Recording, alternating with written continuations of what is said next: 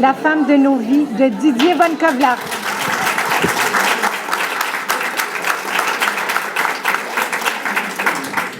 Alors, chez Albin Michel, publié en 2013, 293 pages, c'était plus raisonnable. Alors, né le 29 juillet 1960 à Nice, il vient d'une famille d'origine belge. Alors là aussi, c'est un défi que de vouloir résumer ce livre-là. C'était quand même le 26e roman de l'auteur, ce n'est pas rien. Moi, c'est un auteur que j'aime.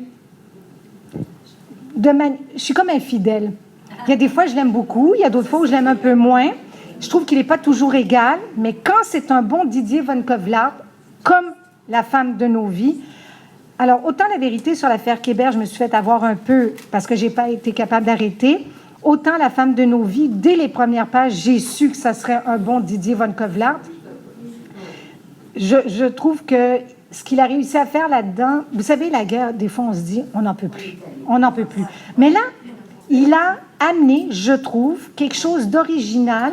C'est un peu comme Michel Tremblay, c'est la porte d'entrée qui est originale de cet homme qui porte au fond deux noms, David Roosevelt, alias Jürgen Bolt, je m'excuse pour mon allemand, un vieil homme qui court dans une chambre d'hôtel parce qu'une femme qu'il a connue, Ilsa Schaffner, qui a à peu près 84 ans et tout, est à l'article de la mort, ne réagit plus depuis longtemps, et sa petite fille, Marianne Lebret, a décidé de la débrancher.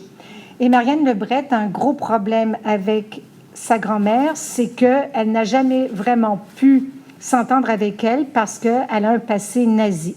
Et là, notre David Roosevelt décide de raconter à Marianne Lebret l'histoire de qui est sa grand-mère, et nous sommes invités à ce parcours et on retourne donc en 1942, durant la guerre, et ils ne se sont pas revus depuis ce temps-là, et on va apprendre le lien qui unissait notre personnage principal avec cette femme qui est à l'article de la mort et qu'on va débrancher sous peu. C'est bien écrit, c'est juste le point de départ dont on ne dévoilera rien. Tout à l'heure, quand on parlait de secret, de mensonges, de jalousie, de si, bien là, il y a un autre si. Si la chance ou le malheur nous était donné de prendre la place de quelqu'un d'autre, je vais juste dire ça comme ça, que ferions-nous et pourquoi quelqu'un accepterait de le faire? Point à la ligne, je ne dis pas... Écoutez, c'est un livre à lire, je pense que c'est un grand livre. Oui, il y a plein de livres sur la guerre, je me répète, mais je trouve que celui-là a quelque chose de particulier. Donc, c'est notre grand gagnant cette année.